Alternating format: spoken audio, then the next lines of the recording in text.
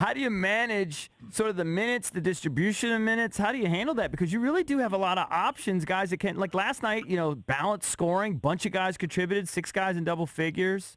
How do you manage all the minutes for everybody? Well, I mean, that's what we have to do. We have a good combination of young guys, veteran guys that they have to understand that we're all going to try to fight for minutes, and we want to play good basketball. We want to teach a lot of the young guys. The veterans have done a great job of helping some of the young guys along. And, it's good to have guys coming back. It seems like every game now we have a new guy back. IT was a few games ago. CJ was a few games ago, or last night, and Troy Brown was a few games ago. Jordan McRae might come back next game. So that's all good. I mean, we got some scorers. We got to work on the defensive end. We got a lot of guys that have a history of scoring the ball, that they like to score the ball. But, yeah, it's been good. I mean, we got some good veterans. I think Bertans and CJ has been great for us, not only now that they're on the court, but just in the locker room talking to the younger guys. We put a lot of the younger guys with some veteran guys in some of our workouts, and you can just listen to them talk to the younger guys. It's really going to help their growth a lot. And Bertans that guy, I didn't watch him a lot in San Antonio. I knew he could shoot, but man, his stroke is pure, isn't it? Woo! It's amazing how smooth that stroke is, and he gets it off so quick. And like I said, he could do more things. He does, like I've said this many times, sometimes when you trade for a player, the coaches talk to one another, say, hey, good guy, this is what he does, and, you can probably use him this way. But Bob nailed it. He said the guy is not just a shooter. He moves around well without the ball. He can put the ball on the floor and with the little floater, and he can guard perimeter players. He's long. I mean, he contests and blocks shots as well, too. Yeah. I tell you what I've noticed, and I haven't watched a lot of you guys yet, just a couple games, but Troy Brown seems like he's matured and come a long way. And I was saying to the boys, I don't know if this is true or not, but it's my perception. But that Capital City GoGo thing, I don't pay much attention to it, but I think when guys go there and they get reps and they get all that, against great competition like that, I think you're starting to see results and dividends from that. Yeah, I mean, it's great. We've been saying it all along, and this year we're really going to use it. And I'll give C.J. Miles a lot of credit.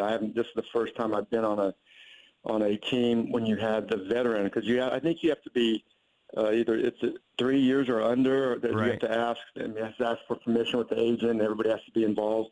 CJ, 15 years in the league, he practiced down with the GoGo probably 4 or 5 days, and it gave him a chance to, right when we're ready to play, he's just stepped on the court and they do our stuff, and he was ready conditioning-wise and really good. But Troy spent a lot of time down there last year, got some minutes back and forth, but it's good. Sometimes people think you got to get them up and you got to play more minutes. Well, once the NBA season starts, it's hard to get a lot of good practice time.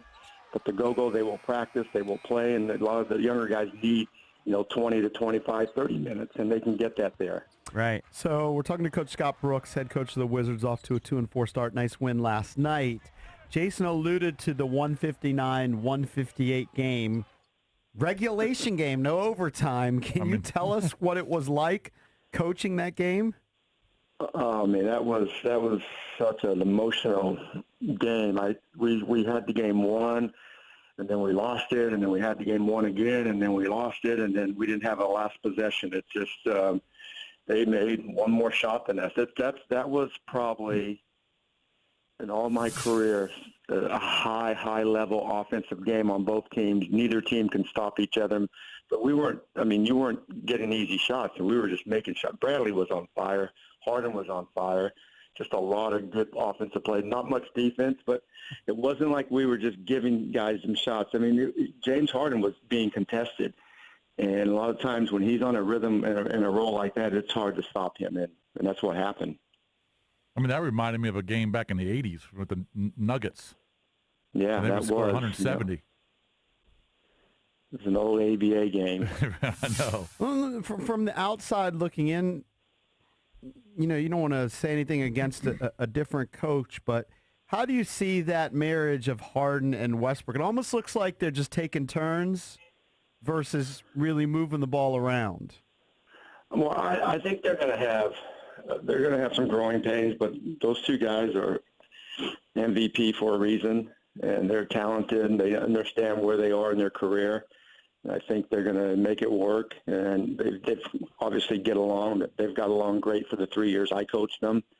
and they've had a history before I coached them, and now, they've remained friends after that trade. It's their system is a little different. I mean, they got really amazing, dynamic one-on-one players, and that's how their offense flows. That's how it works. And it's not.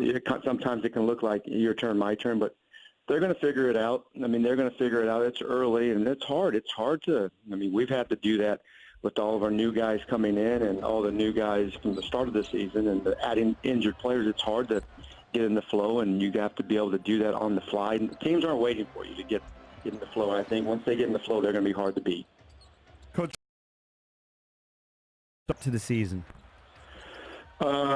Pretty incredible. I didn't anticipate him to play this well this early. I knew that he had the chance just because he's a solid basketball player. Mm-hmm. But you can be solid, but you still got to go out there and produce against the best players in the world. He's making his shots, and the thing I loved about last night, and it's really he did statistically, it wasn't like it was a big game for him statistically, but he had a horrible shooting game the game before. I think he was like 2 for 11. But he came out. That was the first time, every player has to go through the first when you're in the first year in the league. That was the first time he had a bad shooting night. How's he going to respond? Is it going to be 2 games? Is it going to be 3 games? And that easily can happen. But he came out, made his first couple of shots, and then on top of that, he got into foul trouble. So I ended up leaving him in just because I wanted to see us out now. Can he play through some fouls? So he had 2 quick fouls, but he played well. I thought he played well. And then he didn't play a lot of minutes just because we were up big when the rotation was going to come back to him, and they were playing with 4 small, 6'3" and under guys. Coach, what's it like working with Tommy Shepard? I mean, Tommy's been around, so I'm sure you've had a relationship with him. But what's it like now? Are you guys have a real good collaborative relationship? Are you guys all on the same page? How's that all working? You got a big committee. You got John Thompson III. You got all these guys involved now. Yeah, it's a crew. I mean, Ted has given us all a great opportunity. There's no excuses. We have everything in place.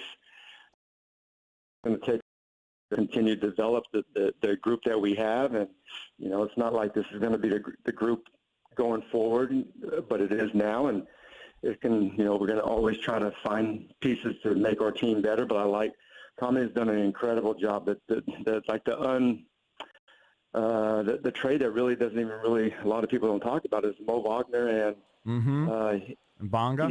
Bonga. I mean, those 2 guys are going to be really good for us. I mean, Mo is like, I knew he can shoot the ball, but he's more than just a shooter. He can put the ball on the floor. He plays with such great passion and energy. The crowd loves him, and he's emotional. I mean, that's a great pickup for us. And I thought Tommy did a great job finding those 2 guys.